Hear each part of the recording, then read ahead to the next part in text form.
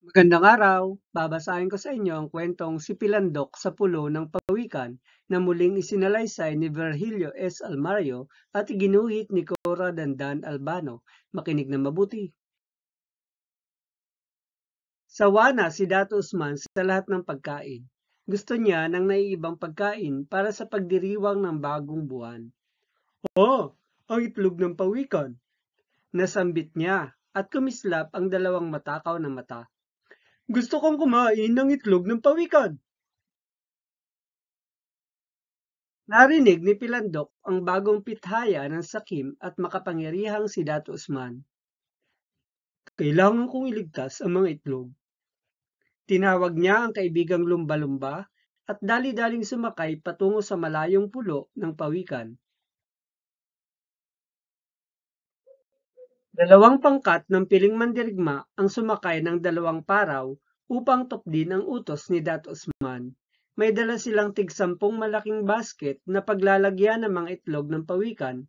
Nangako silang mag-uuwi ng 2,000 itlog.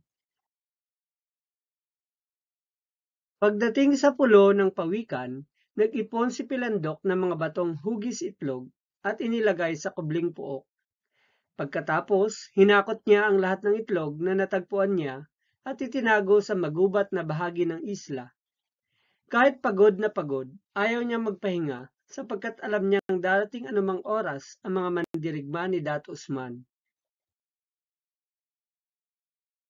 At lumitaw nga kinaumagahan ang mga paraw, ngunit bigla ring dumagsa sa paligid ng pangpang ang malalakit daan-daang lumba-lumba. Hinarang nila ang mga paraw ni Dato Usman. Ayaw nilang padaungin ang mga mandirigma. Ngunit salbahe ang mga kawal ni Dato Usman. Sinibat nila at pinana ang mga lumba-lumba. Maraming nasugatan ng malubha at napilitang umatras ang mga bayani.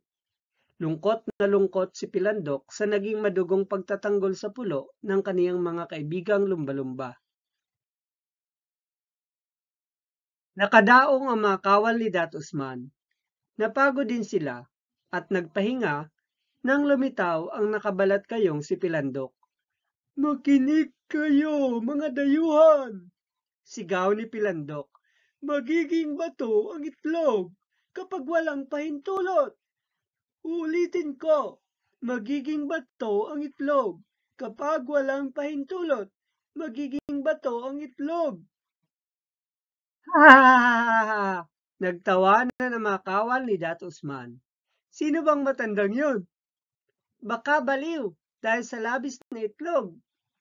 At nagsimula silang galugarin ng dalampasigan.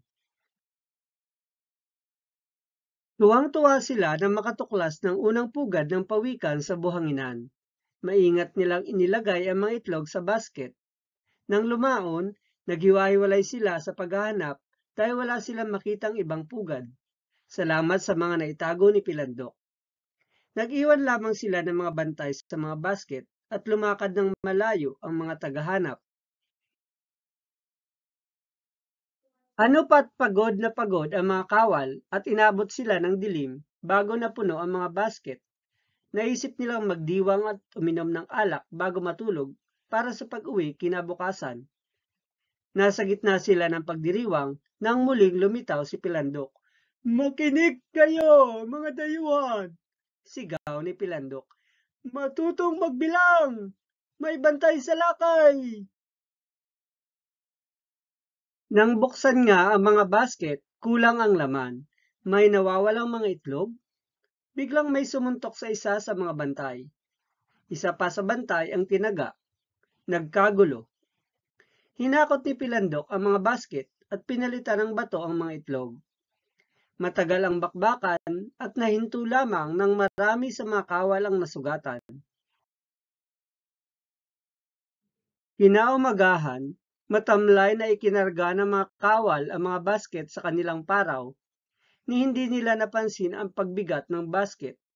Inakala nilang nanghina lamang sila dahil sa pagod at sa naganap na paglalaban.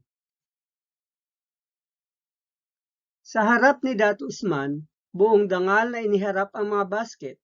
Ngunit tulad ng dapat asahan, puro bato ang nalantad na laman ng basket. Bakit naging bato ang mga itlog ng pawikan? Kahit bantaan ng kamatayan, ayaw nang bumalik sa pulo ng mga mandirigma.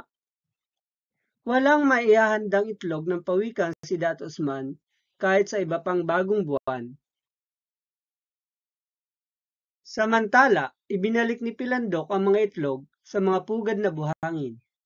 Binantayan niya ang pulo ng pawikan. Nasa isip niya, baka bumalik ang mga kawal. Kailangang bantayan niya hanggang mapisa ang mga itlog. At ligtas na gumapang ang mga daang-daang munting pawikan mula sa bawat pugad, at tila tinatawag ng kanilang ina patungo sa dagat.